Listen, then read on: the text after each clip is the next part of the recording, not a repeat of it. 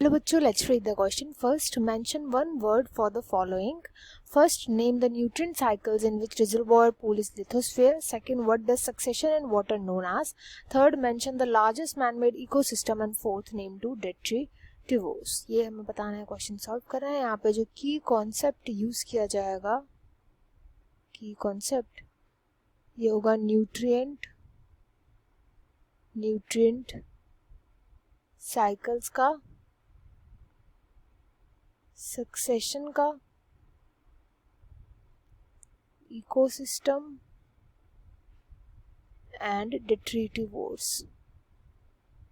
ये वेरियस की concepts use करे जाएंगे क्वेश्चन में. तो सबसे पहला आता है कि न्यूट्रिएंट साइकिल जिसमें रिजर्वोयर पूल केवल और केवल लिथोस्फीयर है.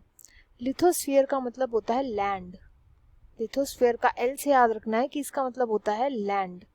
एंड लैंड पे सबसे ज्यादा प्रेजेंट होती है सेडिमेंट्री रॉक्स.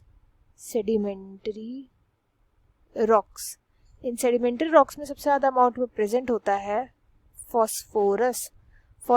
जो कि जब ब्रेक डाउन कर जाता है तो ये फॉस्फेट के रूप में जो है मिनरलाइज हो जाता है, फॉस्फेट के रूप में. एंड फॉस्फोरस की जो थ्रू आउट न्यूट्रिएंट साइकिल है वो केवल और केवल लैंड पे ही रहती है.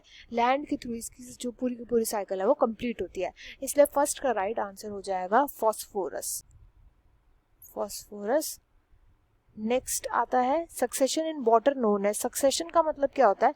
सक्सेशन का मतलब होता है कि जैसे धीरे धीरे करके अगर कोई भी, जैसे पॉन्ड इकोसिस्टम है, धीरे धीरे कन्वर्ट होकर के ये लैंड इकोसिस्टम बन गया, तो इसी को बोलते हैं, प्रोसेस को सक्सेशन बोलते हैं. अब यहाँ पे जो सक्सेशन हो रहा है वो किसका हो रहा है? वाटर का हो रहा है सक्सेशन, क्योंकि पॉन्ड किस फॉर्म में प्रेजेंट होता है? वाटर की फॉर्म में प्रेजेंट होता है.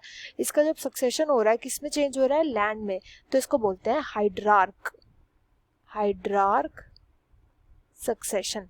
तो इसका राइट आंसर हो जाएगा सक्सेशन का हाइड्रार्क. नेक्स्ट पर आते हैं थर्ड पूछ रहा है कि largest man made ecosystem. Ecosystem क्या होता है पहले तो ये देखते हैं. इकोसिस्टम होता है एक ऐसा एरिया जहां पर कि abiotic components and biotic components दोनों इंटरैक्ट करते हैं. एबायोटिक एंड बायोटिक कंपोनेंट्स दोनों के दोनों इंटरैक्ट करते हैं, उसको बोला जाता है इकोसिस्टम. एंड जो लार्जेस्ट मैन मेड इकोसिस्टम होता है उसको हम बोलते हैं जू. तो इसका राइट आंसर हो जाएगा जू. एंड लास्ट बोलता है फोर्थ कि दो डेट्रिटिवोर्स बताने हैं.